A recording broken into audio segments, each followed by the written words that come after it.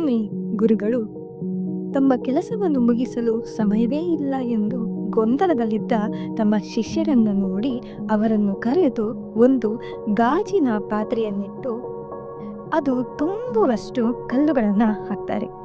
ನಂತರ ಅಲ್ಲಿರೋ ಶಿಷ್ಯಂದರನ್ನ ಕೇಳ್ತಾರೆ, ಈಗ ಹೇಳಿ, ಈ ಪಾತ್ರೆ ತುಂಬಿದೆಯೇ? ಆಗ ಶಿಷ್ಯರು, ಹೌದು ಗುರುಗಳೇ, ತುಂಬಿದೆ ಅಂತ ಹೇಳ್ತಾರೆ. ಗುರುಗಳು ಮತ್ತೆ ಒಂದಿಷ್ಟು ಬೆಳಚೆ ಕಲ್ಲುಗಳು, ಅಂದರೆ ಚಿಕ್ಕದಾದ ಕಲ್ಲುಗಳನ್ನು ಅದರೊಳಗೆ ಹಾಕ್ತಾರೆ. ಕಲ್ಲುಗಳು ಆ ಪಾತ್ರೆಯೊಳಗೆ ಹೋಗಿ ಕೂತ್ಕೊಳ್ತವೆ.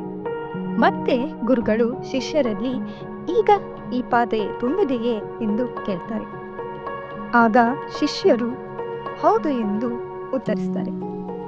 ಮತ್ತೆ ಗುರುಗಳು ಒಂದಿಷ್ಟು ಮರಳನ್ನ ತೆಗೆದು ಗಾಜಿನ ಪಾತ್ರೆಯೊಳಗೆ ಹಾಕ್ತಾರೆ. ಮರಳು ಕಲ್ಲುಗಳ ಮಧ್ಯೆ ಇದ್ದ ಚಿಕ್ಕ ಚಿಕ್ಕ ಜಾಗವನ್ನ ತುಂಬಿಕೊಳ್ತವೆ. ಗುರುಗಳು ಈಗ ಎಂದು ಕೇಳ್ತಾರೆ. ಶಿಷ್ಯರು ಈಗಂತೂ ಖಂಡಿತ ತುಂಬಿದೆ ಎಂದು ನಂಬಿಕೆಯಿಂದ ಹೇಳ್ತಾರೆ. ಕೊನೆಯಲ್ಲಿ ಗುರುಗಳು ಒಂದು ಬಟ್ಟಲು ನೀರನ್ನು ತೆಗೆದುಕೊಂಡು ಆ ಗಾಜಿನ ಪಾತ್ರೆ ಒಳಗಡೆ ಹಾಕ್ತಾರೆ. ಶಿಷ್ಯರಿಗೆ ಇನ್ನೂ ಜಾಗ ಇದ್ದಿದ್ದು ತಿಳಿಯತ್ತೆ. ಗುರುಗಳು ಶಿಷ್ಯರ ಕಡೆ ನೋಡಿ ಹೇಳ್ತಾರೆ, ಈ ಪಾತ್ರೆ ನಿಮ್ಮ ಜೀವನದ ಪ್ರತೀಕವಾಗಿದೆ. ದೊಡ್ಡ ಕಲ್ಲುಗಳು ನಿಮ್ಮ ಮಹತ್ವದ ಕೆಲಸಗಳು ಮತ್ತು ಆದ್ಯತೆಗಳಾಗಿವೆ. ನಿಮ್ಮ ಗುರಿಗಳು, ಕನಸುಗಳು ಮತ್ತು ಸಂಬಂಧಗಳು, ಅವುಗಳನ್ನು ಮೊದಲು ಸರಿ ಜಾಗದಲ್ಲಿ ಇರದಿದ್ದರೆ ಅವುಗಳಿಗೆ ಪಾತ್ರೆಯಲ್ಲಿ ಜಾಗ ಉಳಿಯದು. ಚಿಕ್ಕದಾದ ಕಲ್ಲುಗಳು ಅಲ್ಪ ಪ್ರಾಮುಖ್ಯತೆಯ ಕೆಲಸಗಳನ್ನು ಸೂಚಿಸುತ್ತವೆ ಹಾಗೂ ಮರಳು ಅಲ್ಪ ಪ್ರಾಮುಖ್ಯತೆ ಹಾಗೂ ಸಮಯ ವ್ಯರ್ಥ ಮಾಡುವಂಥ ಕೆಲಸಗಳನ್ನು ಸೂಚಿಸ್ತವೆ. ನೀವು ಪಾತ್ರೆಯನ್ನ ಬರೀ ಮರಳಿನಿಂದ ತುಂಬಿಸಿದ್ರೆ ದೊಡ್ಡ ಕಲ್ಲುಗಳಿಗೆ ಜಾಗ ಇರೋದಿಲ್ಲ. ನಾವು ಈ ಕಥೆಯಿಂದ ಅರ್ಥ ಮಾಡ್ಕೊಳ್ಬೇಕಾಗಿರೋದೇನೆಂದ್ರೆ, ಈ ಉಳಿದಿರುವ 1 ತಿಂಗಳಿನಲ್ಲಿ ನಿಮ್ಮ ದೊಡ್ಡ ಕಲ್ಲುಗಳ ಮೇಲೆ ಮಾತ್ರ ನಿಮ್ಮ ಧ್ಯಾನವನ್ನ ಕೇಂದ್ರೀಕರಿಸಿ. ಮಹತ್ವದ ಕೆಲಸಗಳ ಮೇಲೆ ಮಾತ್ರ ನಿಮ್ಮ ಗಮನವಿರಲಿ. ಮರಳು ಅಂದ್ರೆ ಕಡಿಮೆ ಪ್ರಾಮುಖ್ಯತೆ ಇರುವ ಕೆಲಸಗಳು, ಅಂತಿಮವಾಗಿ ಖಾಲಿ ಜಾಗವನ್ನು ತುಂಬಲು ಬಿಟ್ಬಿಡಿ. ನಾವು ಅರ್ಥವಿಲ್ಲದ ವಿಷಯದಲ್ಲಿ ಸಮಯ ವ್ಯರ್ಥ ಮಾಡೋದನ್ನ ನಿಲ್ಲಿಸಬೇಕು. ನಮಗೆಲ್ಲರಿಗೂ ಇಂಥದ್ದೊಂದನ್ನು ಮಾಡಬೇಕು, ಈ ಗುರಿಯನ್ನು ಸಾಧಿಸಬೇಕೆಂಬ ಆಸೆ ಇದ್ದೇ ಇರುತ್ತೆ. ಆದ್ರೆ ಹಲವಾರು ವ್ಯಾಕೃತಿಗಳಿಂದ ಅದನ್ನ ಮಾಡೋದಿಕ್ಕೆ ಆಗ್ತಿರಲ್ಲ.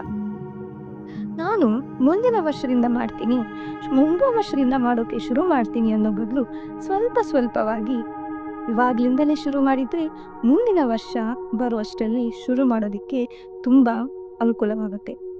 ನೀವು ಹೊಸ ವ್ಯಾಪಾರ ಶುರು ಮಾಡ್ಬೇಕಂತಿದ್ರೆ, ವಿಷಯ ಕಲಿಬೇಕಂತಿದ್ರೆ, ಧ್ಯಾನ ಮಾಡೋದನ್ನ ಶುರು ಮಾಡ್ಬೇಕಂತಿದ್ರೆ, ವ್ಯಾಯಾಮ ಹಾಗೂ ಉತ್ತಮ ಆಹಾರದ ಅಭ್ಯಾಸ ಮಾಡ್ಬೇಕಂತಿದ್ರೆ, ಸಮಯಕ್ಕೆ ಸರಿಯಾಗಿ ಮಲಗಬೇಕಂತ ಅನ್ಕೊಳ್ತಿದ್ರೆ, ದಯವಿಟ್ಟು ಮುಂದಿನ ವರ್ಷದಲ್ಲಿ ನಾನು ಹೊಸ ವರ್ಷದಿಂದ ಶುರು ಮಾಡ್ತೀನಿ ಅಂತ ಕಲ್ದಿರಿ.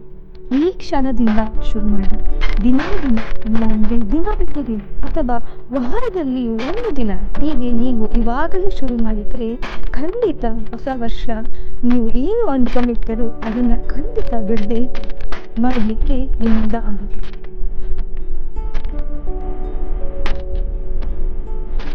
ಮುಂದಿನ ವಿಡಿಯೋದಲ್ಲಿ ಭೇಟಿಯಾಗೋ ತನಕ ಈ ಒಗಟ್ಟನ, ಇದರ ಉತ್ತರ ನನ್ನ ಮುಂದಿನ ವಿಡಿಯೋದ ವಿಷಯವಾಗಿರುತ್ತೆ.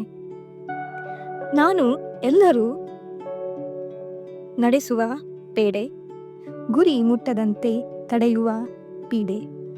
ನಾಳೆ ಎನ್ನುವುದು ನನ್ನ ಮಂತ್ರ, ಇಂದಿನ ಕೆಲಸವನ್ನು ತಡೆಯುವುದು ನನ್ನ ತಂತ್ರ. ನನ್ನಿಂದೇನೂ ಉಪಯೋಗವಿಲ್ಲ, ಆದರೂ ನನ್ನನ್ನು ಕಂಡರೆ ಮುದ್ದು, ನಾ ಮಾಡುವೆ ಎಲ್ಲರ ಪೆದ್ದು, ನಾನ್ಯಾರು? ಶುಭ ಜೀವನ.